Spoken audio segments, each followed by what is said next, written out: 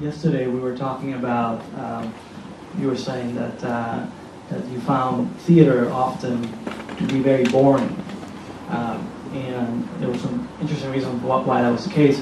I wonder if we could talk about that and how it relates to reality and how it relates to your work as well. Okay, this is a repeating of conversation, but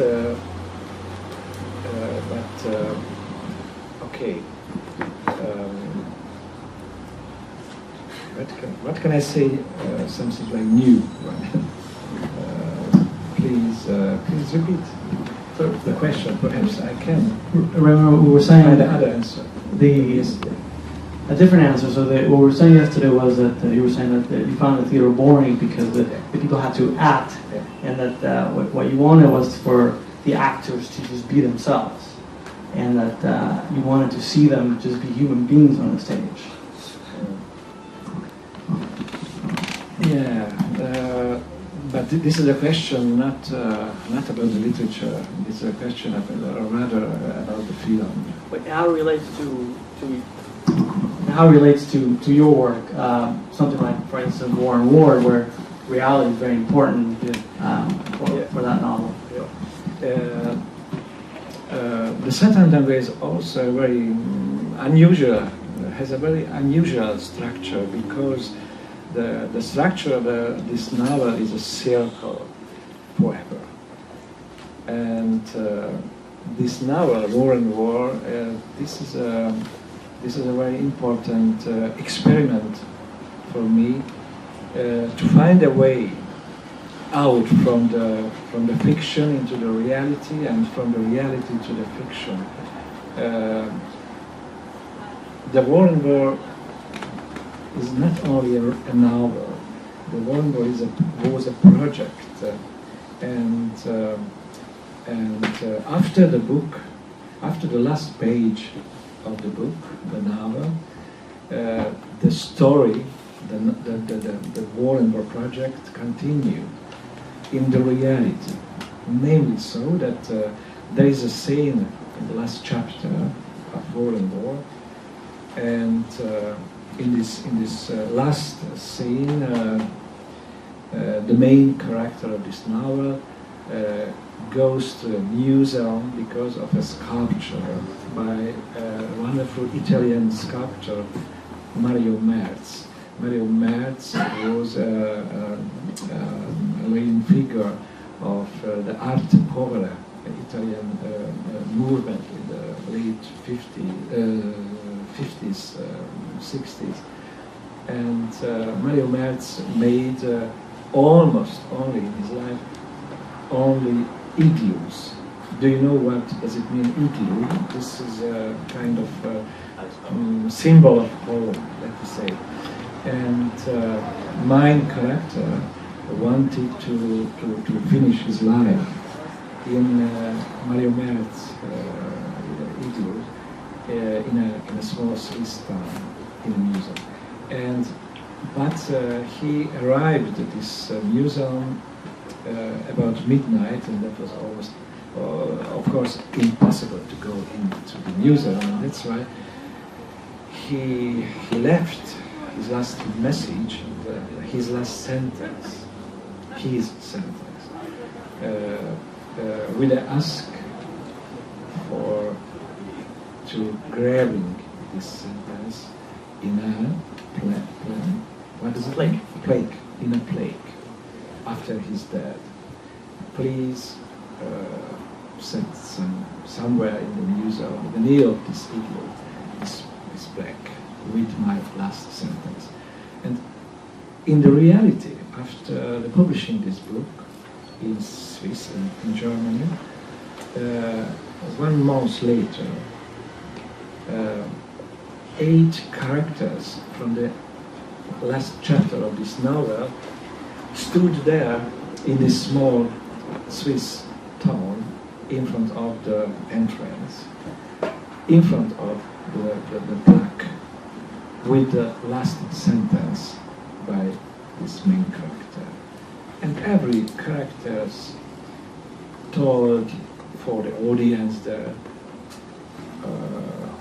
his or her relation to the main characters. And after that, we celebrate this plaque. And this plaque, with this last sentence by Corin, by the main character, you can see that today as well. And you can, if you are interested in the last sentence of this novel, you can take a flight and go to Zurich and after that to Schaffhausen. And this is a very small town. It's very easy to find this museum, Hallen für Neue Kunst, museum for contemporary art, and the right side of the entrance you can find this plaque with this last sentence of Corin. And this is not only a play with a fiction and reality, because after this story, Mario Merz himself read this novel, and he was absolutely angry. And he went to Schaffhausen, to the director of this museum. His character, he's a real person. He was a real person, and his character is very rough. You know, he was almost 2 meters tall and very rough and strong. And he went into the director's room and he cried. He cried. Why was it not possible to leave George Corin, the main character, into my igloo? And the director listened, what? What kind of man or Corin? Who is Corin? My question is, he cried again, why was it not possible to leave this poor man into my igloo? And the director suddenly understood what's what, and he answered, "Oh, Mario, this is only a mistake. This George Corin, this main character, this is not a real person. This is a fictive person, you know. I don't ask you if George Corin is a real or a fictive character. I ask you, why was it absolutely impossible this poor man to live into my igloo? But Mario, please." And that was really very dangerous, because he had, for example, a nickname, Animal. And not so many times, the director, a wonderful man actually, Urs Rausmiller, understood that the only way, something to find out. And what was it? The whole company, actually not only Mario Merz and his wife, Maria Merz, who is also a very interesting person, but the director himself and his wife and my Swiss publisher took a flight to Budapest, and I had to rent a big car, and the whole company went to the small town of George Corin, because Mario could